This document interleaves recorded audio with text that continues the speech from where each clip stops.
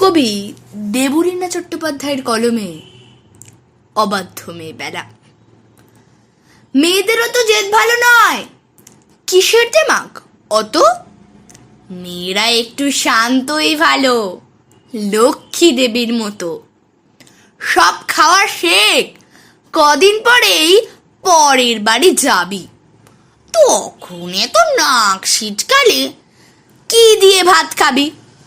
পা ছড়িয়ে খাচ্ছিস বসে, দুর্গায় বিয়ে হবে। এমা তো শ্যামলাজেরও পাত্র পাওয়া যাবে। মুখে মুখে তর্ক করিস, এত ডাকবুকো কেন? মেয়ে তো নয়, একেবারে নানি লঙ্কা যেন। এসব কথা আমরা মেয়েরা প্রায় সকলেই শুনে থাকি, কেউ কম, কেউ বা বেশি, কেউ বা কয়েক হতে গুণী। এসব শুনে কত মেয়েদের ছোট হয় মেয়েবেলা। মেয়েবেলা বলে কিছুই থাকে না, সবটা পুতুল খেলা।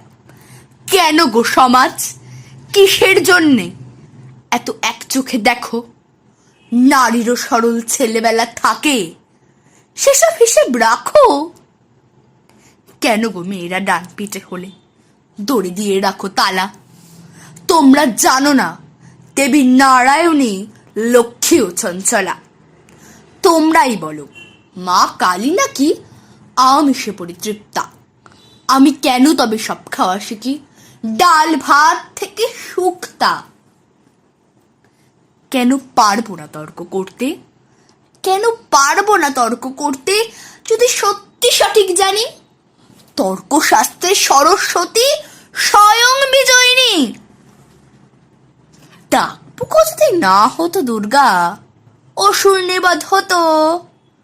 আর আর সাধারণ মেয়ে সাহসী হলে হানি লঙ্কার মতো।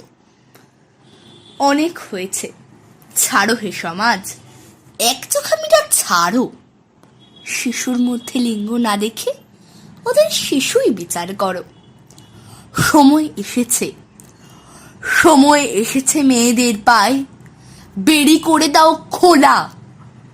এরপর থেকে নারীদেরও থাক অবাধ্য মেয়েবেলা। এরপর থেকে আমাদেরও থাক অবাধ্য মেয়েবেলা। এরপর থেকে আমাদেরও থাক অবাধ্য মেয়েবেলা।